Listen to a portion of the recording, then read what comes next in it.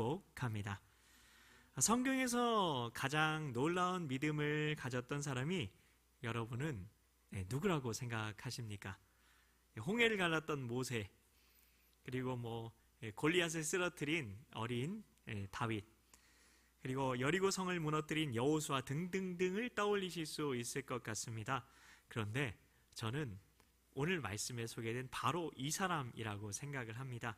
하인의 병을 고치기 위해 예수님을 찾아온 백부장. 왜냐하면 예수님께서 이렇게 말씀하셨거든요. 네, 오늘 본문인데요. 제가 다시 한번 읽어드리겠습니다. 예수께서 들으시고 놀랍게 여겨 다른 자들에게 이르시되 내가 진실로 너희에게 이르노니 이스라엘 중 아무에게서도 이만한 믿음을 찾아보지 못하였노라. 마태복음 8장 10절 말씀입니다. 백부장이 자기 밑에 있는 하인을 고치기 위해 예수님을 찾아갔을 때 예수님과 백부장이 나눈 대화는 우리가 사고하는 방식을 바꾸고 그리고 새로운 믿음을 가지는데 아주 중요한 말씀입니다.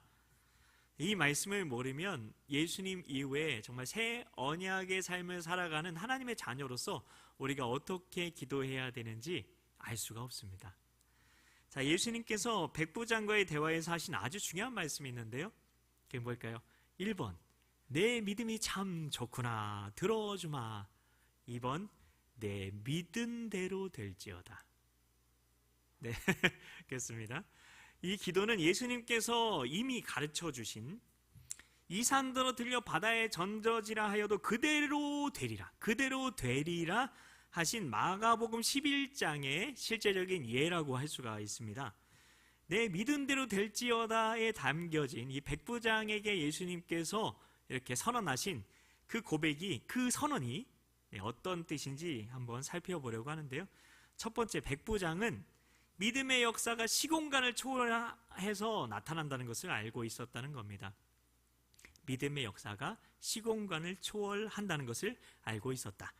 자, 예수님께서 백부장의 하인이 중풍병으로 고통 가운데 있다는 그 백부장의 말을 들으시고 어떻게 말씀하셨나요? 이르시되 내가 가서 고쳐주리라 말씀하셨습니다. 마태복음 8장 7절에 나오는데요.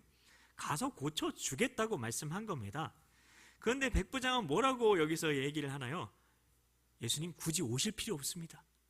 오실 필요 없습니다 라고 얘기한 겁니다. 우리는 뭔가 어떤 장소에 가는 나의 시간과 에너지를 투입을 해야, 쏟아 부어야 치유라는 결과가 나올 것 같은데요. 여러분, 만일 누가 만약 아파요, 청년부 중에 여러분 누가 많이 아파요? 그런데 그 얘기를 제가 들었어요. 근데 제가 가지 않고 제가 그냥 여기서 기도할게요, 제가 굳이 갈 필요 없잖아요 하면 여러분 어떻게 생각하시겠습니까? 아멘이 나오나요? 네, 그거랑 비슷한 상황이라고 할 수 있는데요. 지난번 말씀드린 것처럼 어떤 분들은 시공간에 갇힌 믿음을 가지고 있을 수 있다는 겁니다. 심지어 백부장은 이런 믿음까지 있었어요. 주님 말씀하시면 내가 나아가리다가 아니라 그걸 넘어선 주님 말씀하시면 주님 말씀하시는 대로 시공간을 초월해서 주의 뜻이 이루어지이다.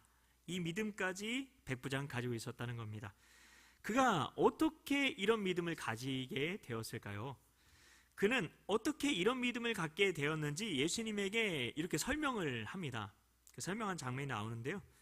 이렇게 얘기했죠. 나도, 저도 라고 얘기했겠죠. 네, 한글 번역엔 나도라고 돼 있어요. 좀 이렇게 예의가 없이 쓰여진 것 같아요.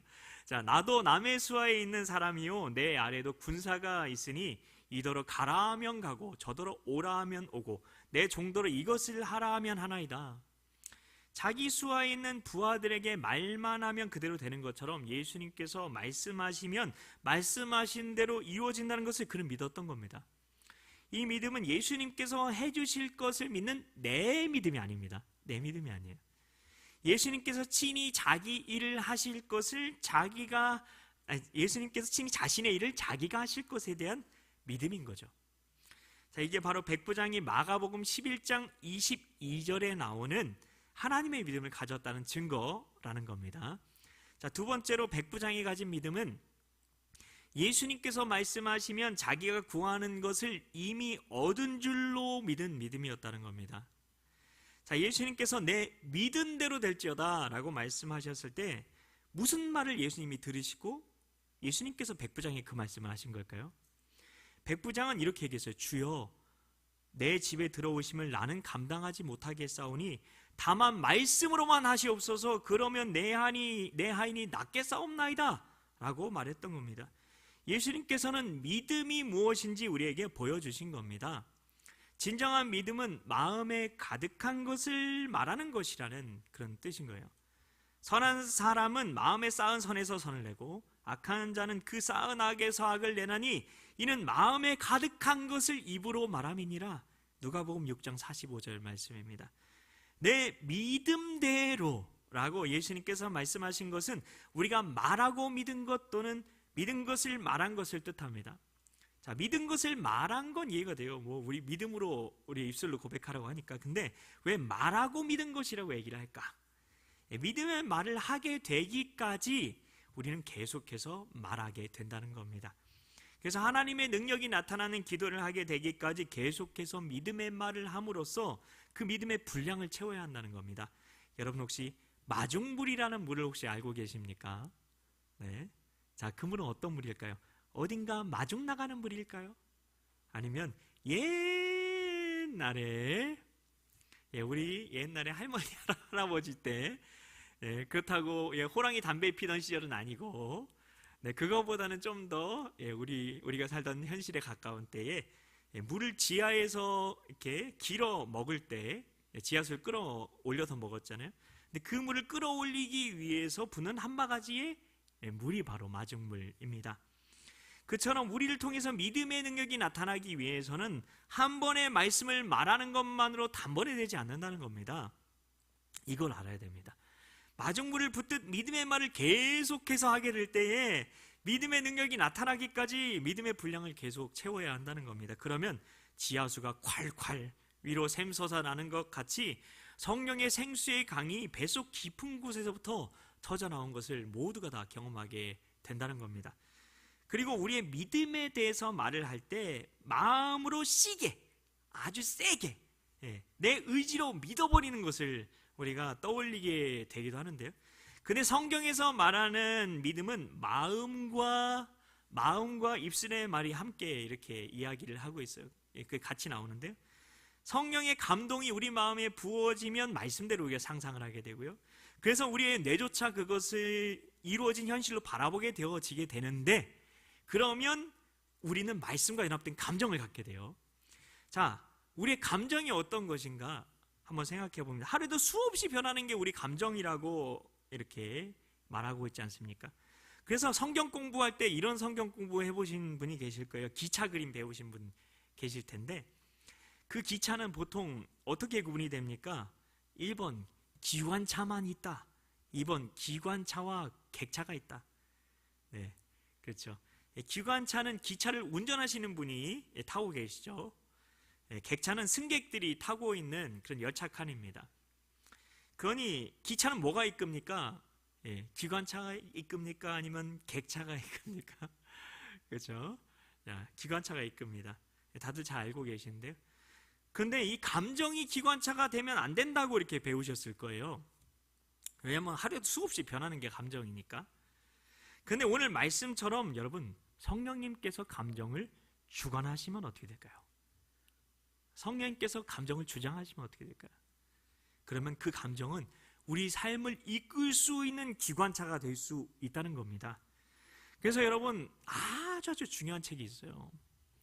신앙에 대한 그런 아주 중요한 책인데, 조나단 에드워즈라는 아주 믿음이 좋은 목사님이자 신학 교수님인데, 이분이 굉장히 지적인 분이에요. 논리적이고, 굉장히 아주 좋은 대학교에서 신학 공부를 하신 분이에요. 그래서 아주 그 논리적이고 이성적이고 MBTI로 따지면 완전 극티에 해당하는 분인데, 글쎄 이분이 부흥의 시대를 살았어요. 그래서 부흥의 시대에 어떤 일이 일어났는지, 그래서 그때 일어난 성령의 역사를 부인하지 않아요. 이분은 극티인데, 그러면서 이 감정에 있어서 하나님의 역사가 어떤 것인지 아주 논리적으로 연구를 해서 책을 씁니다. 사례까지 분석을 해서 부흥을 경험한 사람들의 그 감정을 연구를 해서, 그래서 그가 내놓은 책 이름이 신앙 감정론입니다. 어려운 책도 있는데 이따만큼 두꺼운 책도 있는데, 저는 이걸 읽었는데 이렇게 얇은 책도 이렇게 쉽게 해서 나온 책이 있어요. 한번 보시면 너무 도움이 될 텐데요. 자, 이 책 제목이 신앙 감정이잖아요. 그러니까 감정 중에도 주님께서 주시는 감정이 있다? 네, 있다. 네, 반드시 있습니다.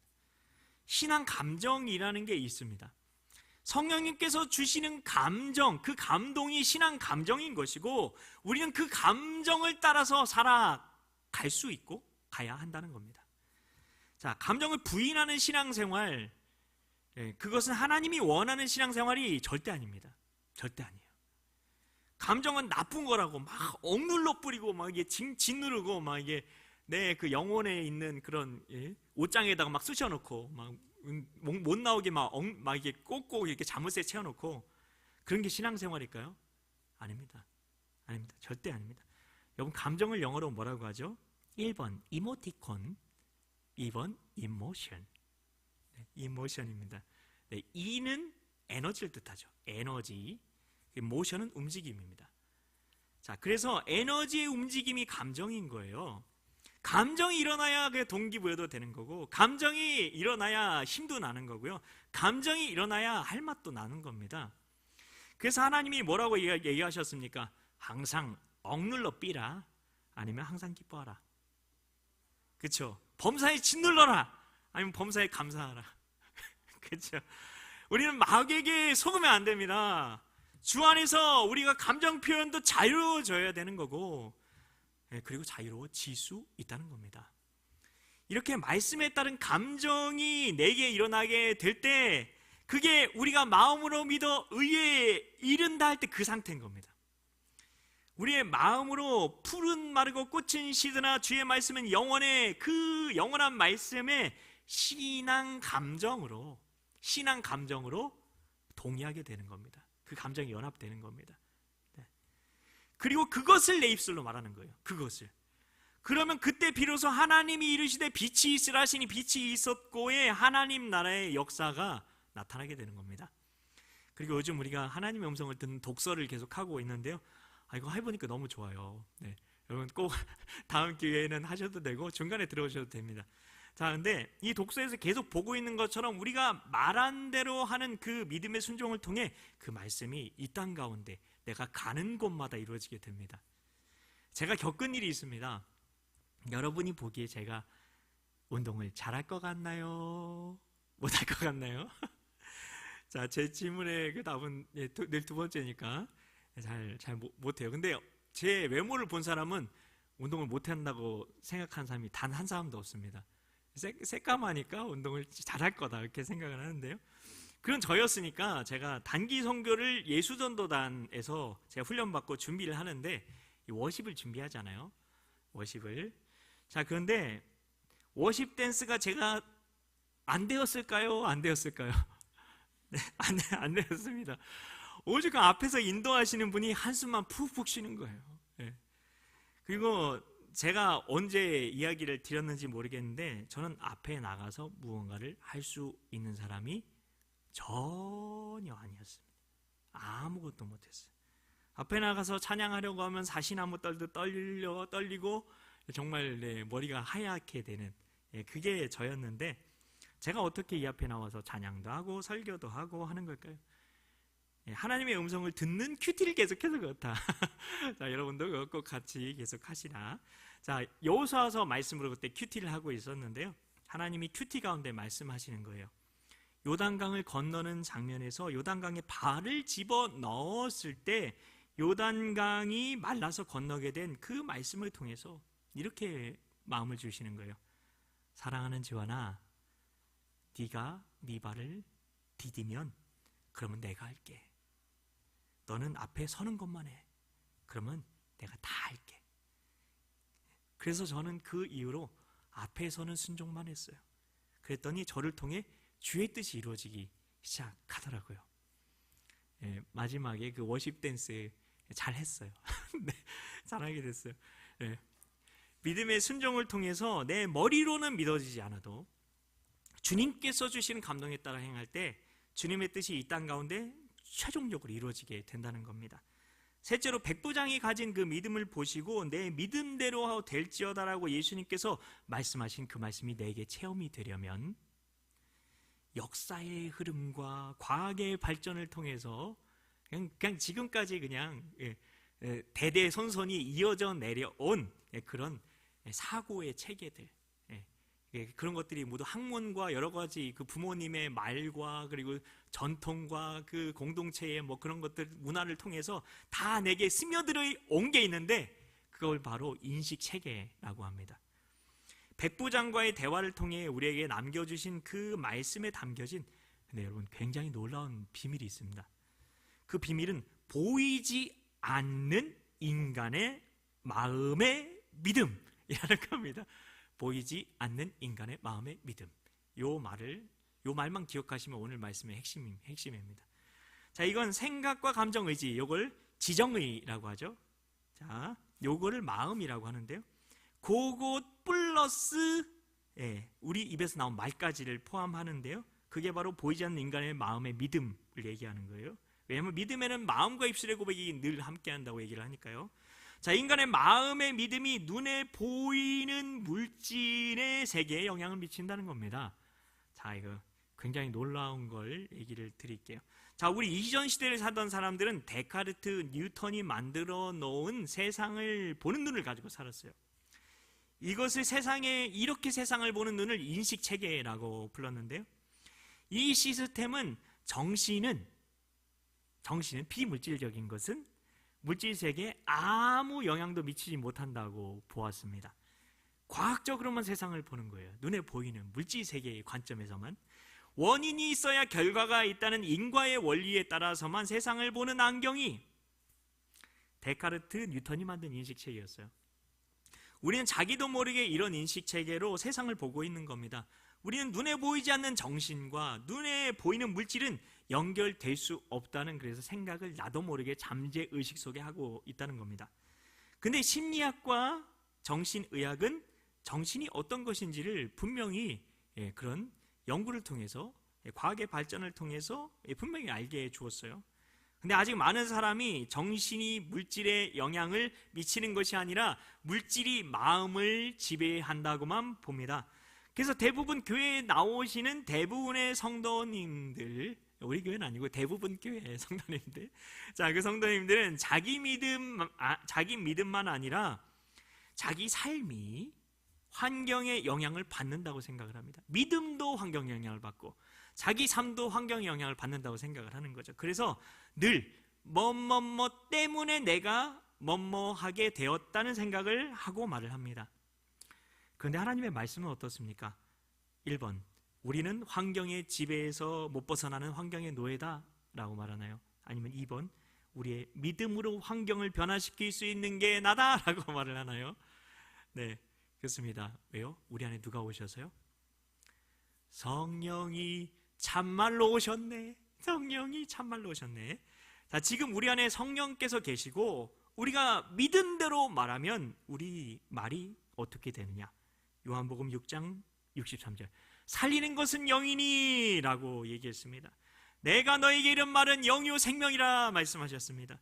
지금 우리가 믿은 대로 말을 하게 되면 그때 우리 말도 영이요 생명이 되어 우리 말에도 살리는 능력, 창조의 능력이 나타나게 된다는 겁니다. 여러분, 오늘날 과학자들은, 자, 요즘에 그런 마블 영화를 통해서 이 세계관을 우리에게 지금 굉장히 많이 심어주고 있는데요. 자, 오늘날 과학자들은 이 데카르트, 뉴턴식의 인식체계로 세상을 보지 않습니다. 과학자들도 그렇게 안 봐요. 근데 우리는 그 세계관에 갇혀 있는 거죠. 그게 과학이라고 생각하는 건데, 오늘날 과학자들은 모든 피조물들이 시간과 공간을 초월한 물질의 파동이라는 것을 알아냈어요. 양자물리학이라고 하죠. 모든 물질의 근원이 되는 세계가 소립자 세계예요. 소립자 세계. 여기에서는 보이지 않는 파동이 보이는 물질로 나타나게 되는데 인간의 의식이 영향을 끼친다는 거예요. 우주의 모든 양자는 물질, 그 입자의 형태가 되려고, 물질 세계에 그 물질이 되려고 대기하고 있는 보이지 않는 진동, 파동 에너지들이다라고 양자 물리학에서 말하고 있죠. 자, 이것을 관찰자 효과라고 얘기하는데 이게 굉장히 놀라워요. 관찰하는 우리가 어떻게 바라보느냐에 따라 이 시선이란 차량이랑 연관되어 있는 거예요. 우리가 그걸 어떻게 관찰하는 사람이 어떻게 바라보느냐에 따라 물질 세계에 그것이 그대로 딱 나타날 수 있다는 게 관찰자 효과입니다. 딱 성경이 말하는 창조에 대한 말씀 그대로 아닙니까? 현대 과학을 통해 물질과 정신이 따로 국밥이 아니라 동전의 양면같이 하나라는 게 밝혀진 겁니다. 심지어 눈에 보이는 세계는 우리 의식에 따라서 눈에 보이는 세계도 변화된다는 것까지 밝혀졌는데요. 대표적인 예가 플라시보 효과 잘 알고 있잖아요. 가짜 약을 먹으면서도 진짜 효과가 나타나는 거 있잖아요. 예수님께서 내 믿은 대로 될지어다 하신 그 말씀의 비밀이 무엇이었는지 현대 과학이 이제서야 이제 말세가 거의 다 됐는데, 세상이 끝날 때 거의 다 됐잖아요. 이제서야 밝혀낸 거구나 할 수밖에 없는 겁니다. 그래서 과학은 하나님의 그 창조의 법칙과 원리를 발견해내서 하나님의 신성과 능력을 드러내는 도구라는 겁니다. 그래서 창세로부터 그의 보이지 아니하는 것들, 곧 그의 영원하신 능력과 신성이 그가 만드신 만물에 분명히 보여 알려졌나니 그러므로 그들이 핑계하지 못할지니라. 로마서 1장 20절 말씀. 이 말씀이 과학이 어떤 역할을 하는지에 대해서 보여주는 아주 중요한 말씀인 거죠. 왜 하나님께서, 예수님께서 말씀만 하심으로 기적을 일으키셨을까? 창조가 왜 말씀 창조일까 한번 생각을 해보시기 바랍니다.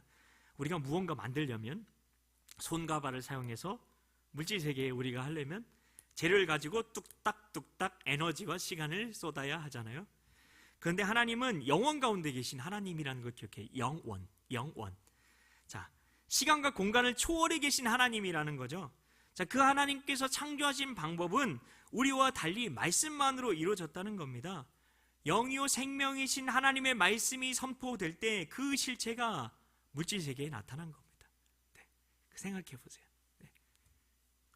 양자 과학으로 과학 기술이 발전하면서 점점 과학은 그 하나님 나라의 그 비밀에 점점 더 접근하고 있어요. 과학이 백부장의 하인을 말씀만으로 고치신 그 사건이 진짜 있었던 일일 수 있겠구나, 이거를 증명해 준다는 게 신기하지 않습니까? 예수님께서 말씀만으로 백부장의 하인의 병을 고치신 이 사건은 태초에 하나님께서 천지를 창조하시니라, 이 창조와 너무 똑같지 않습니까? 더 놀라운 건 우리에게 주신 자녀되는 권세가 바로 그 권세라는 겁니다. 내가 진실로 너에게 이르노니 나를 믿는 자는 내가 하는 일을 그도 할 것이요 또한 그보다 큰 일도 하리니 이는 내가 아버지께로 감이라. 요한복음 14장 12절 말씀. 여러분, 이 말씀이 믿어지십니까? 정말로요? 내가 하는 일보다 더 큰 일도 하리라. 왜냐하면 내가 아버지께로 가니까. 그 나라는 어떤 나라죠? 물질 세계인가요? 영원한 나라죠. 영원한 나라에 예수님이, 말씀이신 예수님이 가니까, 진짜 이거 놀라운 거예요. 말씀이신 예수님이 가니까 우리가 예수님이 한 일보다 더 큰 일도 하리라. 그 말씀인 거예요. 양자 물리학의 관점에서는 가능해요, 이게. 왜냐하면 그런 그 정신이 물질에 영향을 주니까. 인간의 법칙에서 우린 벗어나야 됩니다. 그건 시공간에 갇힌 거예요. 영혼의 관점에선 이걸 초월해야 돼요. 내 믿음이라는 정신이 물질이란 현실에 영향을 끼치지 못할 것이라는 인식체계를 크러쉬, 부숴버려야 하는 겁니다. 성령이 오셨네. 그래서 이게 얼마나 놀라운 찬양인지 모릅니다. 하나님 나라가 내 안에 이루어졌다는 거거든요. 성령께서 우리 안에 오셨을 때 우리는 성령으로 다시 태어나 주의 영과 한 영이 되어 하나님의 자녀가 된 거고, 그렇게 자녀가 된 우리는 예수님 권세 내 권세가 되어서 하나님께서 우리를 처음 창조하신 목적대로 살 수가 있다는 겁니다. 바로 말씀을 말함으로 이 땅을 주의 뜻대로 다스리는 것 말입니다. 이 다스림의 권세, 이 자녀됨의 권세를 우리가 회복하게 된 겁니다. 그러니 이제 내가 말한다고, 내가 믿음의 말을 한다고, 내 기도를 한다고 무슨 일이 일어났겠어? 라는 말을 하면 된다 안 된다? 안 된다. 그럼 어떤 믿음을 가져야 될까요? 1번, 내가 말한다고 뭔 일이 일어나겠슈. 2번, 내 말이 씨가 되겠구나. 그렇습니다. 내 말이 씨가 되겠구나. 자, 네 번째, 백부장에게 하신 내 믿은 대로 될지어다 라는 말씀은 인과의 법칙을 뒤집는 말씀이라는 겁니다. 인과의 법칙을 뒤집는 말씀. 우리는 시공간 안에서 살아가기 때문에 모든 일이 원인에 따라서 결과가 나타난다고 생각을 합니다. 그렇기 때문에 어떤 일이 일어나기 위해서는 일정한 시간 동안 노력이나 에너지를 투자해야 된다고 생각하는 거죠. 그래야 어떤 일이, 어떤 사건이 우리가 발생한다고 생각을 하는 겁니다. 이것을 인과의 법칙이라고 하는데요. 그래서 우리의 말 속에서도 인과의 법칙이 잘 드러나고 있어요. 뭐뭐 해주셔서 감사합니다. 뭐뭐 때문에 행복합니다. 뭐뭐 때문에 불행합니다. 뭐뭐 했으면 좋겠습니다. 다 조건이죠.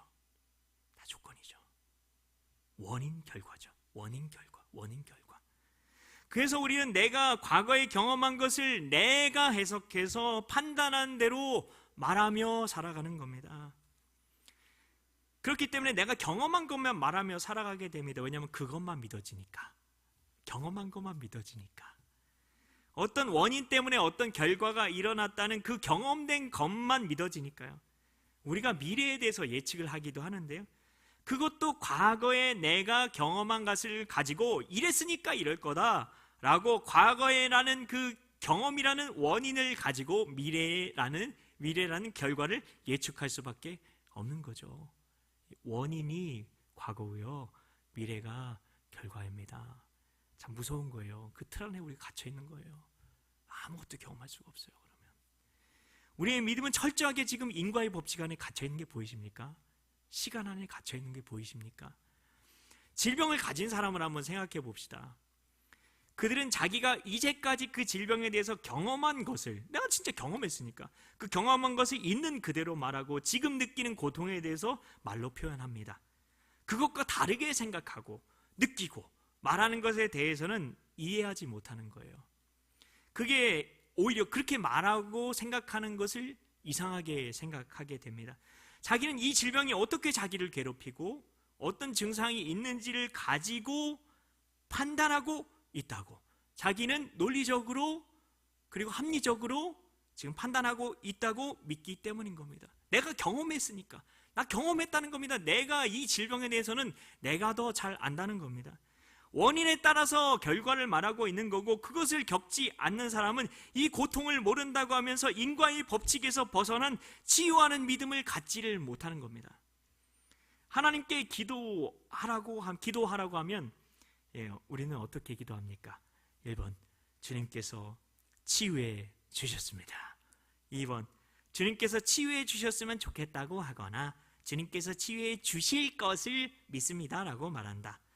자, 2번이라고 말하는 게 인과의 법칙 속에서는 아주 당연한 겁니다. 원인 없이 결과가 온다고 생각할 수 없기 때문입니다. 그래서 내가 여전히 아픈데, 그게 지금 내가 경험하고 있는 거죠. 현재적으로. 그러니까 그게 과거로 되는 거죠. 과거. 이게 원인이 되는 거예요. 원인이. 그랬는데 어떻게 미래적으로 내가 나았다고 말을 하느냐 싶은 겁니다. 아픔이 사라지는 원인이 없는데, 아픔이 사라지는 현실이 없는데, 아픔이 사라진 과거가 없는데 치유되었다는 미래적 결과를 말하라니 이상하다면서 믿을 수 없습니다 라고 말하는 겁니다. 그러나 이 땅에 어떤 나라가 임했습니까? 하나님 나라 임하셨네. 네, 그 나라는 영원한 나라죠. 그러니 시공간에 사로잡힌 인과의 법칙이 적용되지 않는 겁니다. 영원한 나라잖아요. 만물은 무엇으로 이루어져 있죠? 1번 소슴, 2번 말씀. 자, 말씀 읽었습니다. 죄송합니다. 저희 애들한테 책 읽어줄 때 하도 막 소소리를 많이 내가지고 좀 잘 내는 것 같아요. 자, 하나님 나라 안에서는 시공간을 초월한 영원한 말씀, 우리를 창조한 그 말씀으로 존재하는 거예요. 그걸 한번 생각해 보세요. 영원한, 물질이 되기 전에 그 말씀의 상태. 이 땅에서 물질로는 아직 그게 존재하지 않아요. 근데 하나님 나라에서는 말씀으로 이미 존재하고 있는 거예요. 우리가 성령 안에서 하나님의 말씀을 말씀대로 말할 때 이 하나님 나라, 이 시공간을 초월한 곳에 있는 말씀에 연결이 되는 거고, 이 물질 세계의 영원한 하나님 나라에 있는 그 말씀이 실체로 나타나게 된다는 겁니다. 이게 바로 마태복음 6장 10절에서 말하는 뜻이 하늘에서 이루어진 것 같이 땅에서도 이루어지이다, 바로 그 뜻이라는 겁니다. 말씀을 마칩니다. 사랑하는 여러분, 우리가 누구입니까? 우리가 누구입니까? 아까 우리가 찬양으로 고백한 것처럼 그리스도 안에 있는 새로운 피조물, 하나님의 자녀 아닙니까? 여러분 거듭나셨습니까? 그러면 여러분은 주님과 한 영으로 연합되어 있어요. 그래서 우리는 성령 안에서 하나님 나라에서 사는 거고 이미 살고 있는 거예요. 그래서 우리가 하나님 나라 안으로 들어갈 때 이건 주님의 임재에 사로잡히게 되는 거예요. 그럴 때 영원한 말씀과 연결이 되게 되는 거고, 그때 주시는 말씀을, 성령님께서 주시는 말씀을 우리 입술로 선포하게 될 때 주님의 뜻을 물질 세계인 이 땅 가운데 이루게 된다는 겁니다. 근데 그 일은 하나님의 자녀만 할 수 있어요.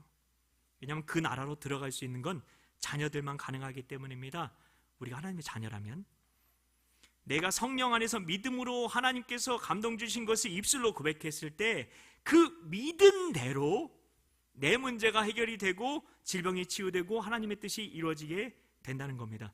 여러분, 인과의 법칙에서 벗어나세요. 그 틀에서, 그 틀을 깨고 나오세요. 그리고 하나님 나라의 사고체계, 그 창조의 법칙으로 하나님의 뜻을 이루는 사고체계로 여러분의 생각을 점점 바꿔가시기 바랍니다. 그러니 인과의 법칙에 따라 감사하지 마십시오. 오늘 무슨 절기죠? 추수, 감사, 주일. 여러분, 인과의 법칙에 따라 하나님이 해준 것 같은 그것 때문에 여러분 감사하십니까? 그게 아닙니다. 뭔가 변화된 것 같고 치유된 것 같고 해결된 것 같으면 감사하겠습니다가 아니라 성령의 감동으로 말씀이 이루어질 것이 믿어질 때 입술로 고백하고 감사하는 겁니다. 이게 우리가 추수감사주일에 회복해야 할 진정한 감사라는 겁니다. 인과의 법칙에 따라, 인과에 따라서 이루어지는 게 아니라 하나님 나라에서 성령님께서 이루어진다고 하셨으니 내 상황과 환경과 상관없이, 내 과거의 경험과 상관없이 그 누가 내게 뭐라고 얘기한다 할지라도, 그리고 내가 지금 처한 환경과 상관없이 내 말씀과 내 믿음이 하나님과 연결이 되면 이 땅 가운데 영원한 말씀대로 그 뜻은 반드시 이루어지게 됩니다. 한 가지만 기억하십시오. 이미 이루어진 것을 감사하게 될 때 그 일은 반드시 이루어지게 된다는 겁니다. 우리 말씀 앞에서 같이 찬양하며 기도하며 나아가겠습니다.